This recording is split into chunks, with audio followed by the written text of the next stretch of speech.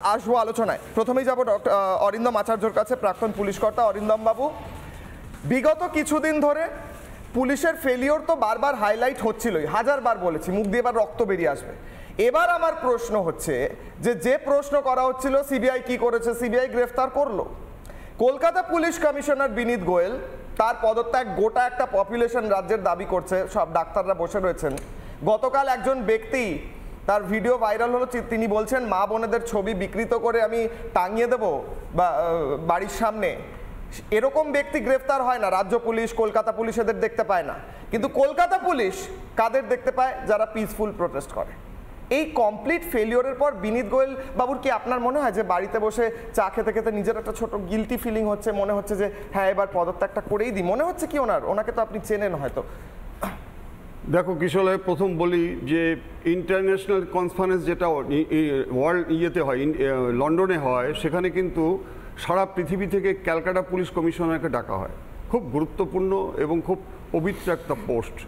এই যে ডাক্তারবাবু যে বক্তব্যটা বললো, দেখো কীভাবে দুঃখের কথাগুলো বলছে। সত্যিই তো আজকে ইস্টবেঙ্গল মোহনবাগান মহাবাগান স্পোর্টিংয়ের সেই ইয়েটাকে আটকাতে পারলো পুলিশ, অথচ হাইকোর্ট যখন অর্ডার দিচ্ছে 14 তারিখে র্যানসেক করছে আজকে আরজিকর হসপিটালে, সেটা আটকাতে পারলো না। এবার আমি বলি, গতকালকে আমি একটা নার্সিংহোম থেকে যখন ফিরছি, রাস্তা দেখছি জটলা, কেউ উচ্ছ্বাস, কেউ দারুণ আনন্দ করছে, কেউ মাথা নিচু করে দাঁড়িয়ে আছে। বাড়িতে তাড়াতাড়ি এলাম যখন শুনলাম এই অ্যারেস্টটা। কিন্তু শুনো, কালকের যে ঘটনাটা আমি দেখতে পাচ্ছি, মনে হচ্ছিল যে 1983 সালের কপিল দেবের বিশ্বজয় 43 রানের জয়ের সেই আনন্দ মানুষের মধ্যে দেখেছি।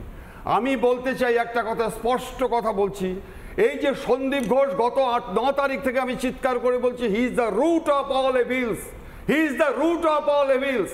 আমি আজকে বলতে চাই, দর্শক যারা শুনে রাখুন, যে হচ্ছে মিথ্যাচারী, প্রতারক, কপট, হৃদয়হীন, খুনি, পাষণ্ড, নির্লজ্জ, ক্ষমতালোলুপ, দেশদ্রোহী, জনদ্রোহী, সাম্যদ্রোহী। আমি সুইমিং করি, আমি দম আছে, আমার দম শেষ হয়ে যাচ্ছে। এত বড় একটা অপরাধী আজকে যে কথাটা বলেছে যে সিবিআই আজকে অর্থনৈতিক দুর্নীতির জন্য তাকে অ্যারেস্ট করা হয়েছে, সত্যিই তো আজকে 24-25 দিন হয়ে গেল।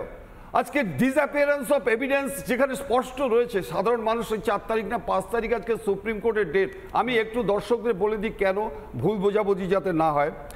CBI is not only the premier anti-corruption investigation agency in India, but it has also the experience of holding high-profile conventional crime, economic offense, banking frauds and others. এই যে অ্যারেস্টটা করেছে, এই অ্যারেস্টটা তো all credits go to deputy super of RG Kar hospital. তাহলে তুমি আমাকে বলো যে আজকে যে বক্তব্য রাখলো সুপার চিকিৎসকটা, যে আজকে 1.5 বছর আগে কমপ্লেন দিচ্ছে, 1.5 বছর আগে door to door, pillar to post, post to pillar আজকে যাচ্ছে, ছুটছে একজন deputy super of RG Kar hospital. শুনছে না তার? আচ্ছা, আরেকটা বলছে কোনো কমপ্লেন হলে এক ডাকে অভিষেককে ফোন করো। আবার একটা বলছে যে আজকে কিছু হলে সরাসরি মুখ্যমন্ত্রীকে বলো। তুমি বলো আজকে আমাকে, এই যে অপমান, এই যে আজকে সমস্ত জায়গায় আজকে শিক্ষিত ডাক্তার, তুমি কি ভেবেছো সন্দেশখালী আর কোচবিহার আর অমুক জায়গায় মার্ডার? শিক্ষিত ছেলেগুলো যেভাবে আজকে দীপ্ত কণ্ঠে এগিয়ে চলেছে, আমি বলছি কিশোর তোমাকে, আমার মৃত্যুর আগে পর্যন্ত এত বড় ঘৃণ্য যে আজকে চক্রান্ত করে আজকে মার্ডার করেছে, আমি কিন্তু মৃত্যুর আগে পর্যন্ত এই প্রতিবাদ করব। বেশ, অরিন্দম বাবু, আমি একটা বাইট শোনাবো দর্শকদের। যার ওপর অত্যাচার করা হয়েছে, যার মৃত্যু হয়েছে, তার বাবা, তিনি পর্যন্ত সিপি বিনীত গোয়েলের ওপর আস্থা রাখতে পারছেন না, গোটা রাজ্যের মানুষ রাখতে পারছেন না। বিনীত গোয়েল বাবু, আমি আপনার ওয়েল উইশার হিসেবে বারবার আপনাকে বলছি, আপনি এগুলো একটু রিয়েলাইজ করুন। আপনাকে হয়তো বাইরে থেকে কেউ বলছে যে পদত্যাগ করবি না, পদত্যাগ করবেন না, পদত্যাগ করো না, আপনার যেরকম নিকট তত সেরকমভাবে তারা বলছেন আপনাকে। কিন্তু আপনি ভাবুন, গোটা রাজ্যের মানুষ যেটা চাইছে, আপনি কি এতটাই? যাই হোক, বাইকটা শোনাবো, বাবা কি বলছেন সিপির বিষয়, কমিশনারের বিষয়, ফিরবো আলোচনায়। এটা তো প্রথম থেকেই আপনারা দেখতে পাচ্ছেন, সিপির উপর ভরসা উঠে যাওয়াতেই তো আমরা হাইকোর্টে গেছিলাম। এটা তো বারবার বলেছি, আর কিছু বলার নেই এই ব্যাপারে। সমস্ত দেখতে পাচ্ছেন, ভবিষ্যতে কি হবে সেটাও দেখতে পাবেন। কিছু পজিটিভ দিক আমাদের কাছে এলে আমরা একটু মানসিকভাবে আরো দৃঢ় থাকতে পারতাম।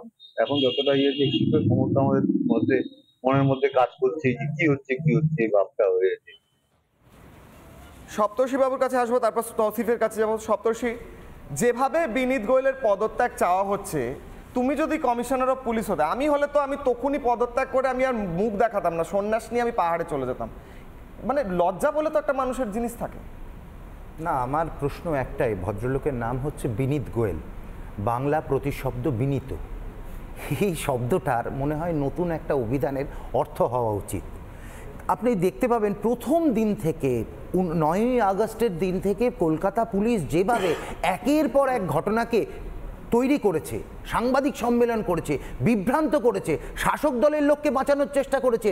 এই গতকালকে যিনি অ্যারেস্ট হয়েছেন সন্দীপ বাবুকে, কি নাম ভদ্রলোকের ভুলে গেছি, এত মানে উচ্চারণ করতে আমার অস্বস্তি হচ্ছে, যে যিনি মানুষ, হ্যাঁ একটা পোস্টমর্টম হচ্ছে, তার দেহ বিক্রি নিয়ে চলছে, এটা কোন পর্যায়ে নিয়ে গেছে, সেই লোকটাকে নিয়ে সাপোর্ট করছেন অদ্ভুত রকমভাবে। একটা রাজনৈতিক দল, যে রাজনৈতিক দল মানুষের ক্ষমতার ওপর দাঁড়িয়ে এসছে ভিত্তি, তারপরে লেঠেল বাহিনী দিয়ে পুলিশকে নাকি কলকাতা পুলিশকে নাকি স্কটল্যান্ড ইয়ার্ডের সঙ্গে তুলনা করা হতো।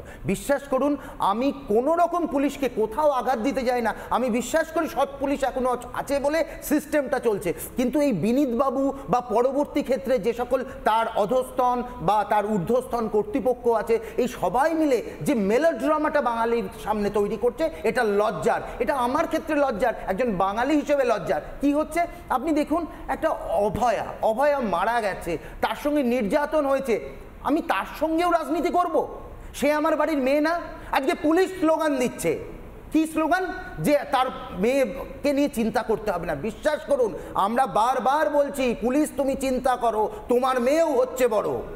আপনার মেয়ে আমার মেয়ের মধ্যে কোনো ফারাক নেই, আমরা দুজনেই এক সমাজে বাস করি। আপনার মেয়েরও গুরুত্ব যতটা, আমার মেয়েরও গুরুত্ব ততটা। আপনি আমার সহনাগরিক, যদিও আপনারা সহনাগরিক হিসেবে আমরা দেখেছিলাম একটা সারো মেয়ের ছবিকে বিস্কিট খাওয়াচ্ছেন ওনারা ফেসবুকে দিয়ে, ইমেজ বিল্ডিং করছিলেন।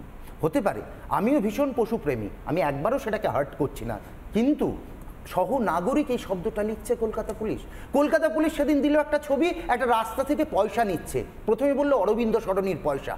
আরে এটা 1 বছর আগের ছবি। আচ্ছা, আপনারা তো রাস্তাঘাটে গেলেন, আপনার নিজের গাড়ি আছে, যদি কখনো আপনি আইন ভঙ্গ করেন, আপনার কাছে সার্জেন্ট এসে আপনার গাড়ি থেকে পয়সা নিয়ে যায় না, বলে সাইডে এসে গাড়িটা লাগান, তারপরে আপনি বেরিয়ে এসে কথা বলুন, তাই হয়। কিন্তু অদ্ভুতভাবে দেখছি এইভাবে হাত বাড়িয়ে পয়সা নিচ্ছে, এটা লজ্জা হয় না?